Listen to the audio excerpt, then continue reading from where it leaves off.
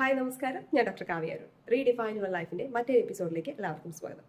നമ്മൾ പൊതുവേ നമ്മുടെ ലൈഫിൽ ഒരു മാറ്റം വരണം എന്നൊക്കെ ആഗ്രഹിച്ചിട്ട് നാളെ മുതൽ ഞാൻ നന്നാവാം എന്നൊക്കെ പറഞ്ഞ് നമ്മൾ ചിലപ്പോൾ ചില ഡിസിഷനൊക്കെ എടുത്തിട്ട് രാവിലെ അലാറൊക്കെ വെച്ച് എഴുന്നേക്കാൻ എനിക്ക് പ്ലാൻ ചെയ്യും.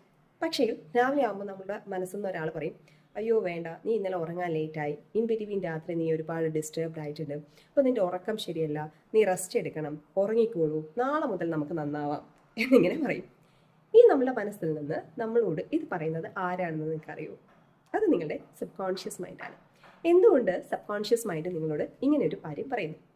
നമ്മുടെ കുട്ടിക്കാലം മുതലേ നമുക്കുണ്ടാകുന്ന പല പല അനുഭവങ്ങൾ ഓൾറെഡി നമ്മുടെ മനസ്സിൽ സ്റ്റോർ ചെയ്ത് വെച്ചിട്ടുണ്ടാവും.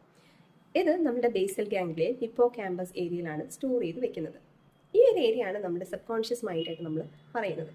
കാരണം നമ്മളുടെ ബ്രെയിനിന് ചില കാര്യങ്ങൾ ഡെയിലി ഓർത്ത് ചെയ്യാൻ ബുദ്ധിമുട്ടായതുകൊണ്ട് ഇതൊക്കെ ഒരു ഓട്ടോ പൈലറ്റ് മോഡിലേക്ക് കൊണ്ടുവരും. ഈ ഒരു ഓട്ടോ പൈലറ്റ് മോഡാണ് നമ്മളെ കൊണ്ട് ഓട്ടോമാറ്റിക്കായിട്ട് ചില കാര്യങ്ങൾ ചെയ്യിക്കുന്നത്. അപ്പം എപ്പോഴും കംഫർട്ട് സോണിൽ ഇരുന്ന് ചെയ്യാനാണ് നമ്മൾ ആഗ്രഹിക്കുന്നത്. കാരണം കുട്ടിക്കാലം മുതൽ ആ ഒരു കംഫർട്ട് സോണിൽ നിന്ന് ജീവിക്കുന്ന ഒരു വ്യക്തി ആയിരിക്കാം നമ്മൾ.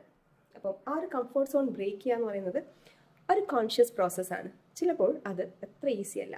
അപ്പോൾ നമ്മുടെ ഉള്ളിൽ നിന്ന് ഈ സബ് കോൺഷ്യസ് മൈൻഡ് പറയും, വേണ്ട, നീ ഒന്നുകൂടെ റെസ്റ്റ് എടുത്തോളൂ എന്ന്.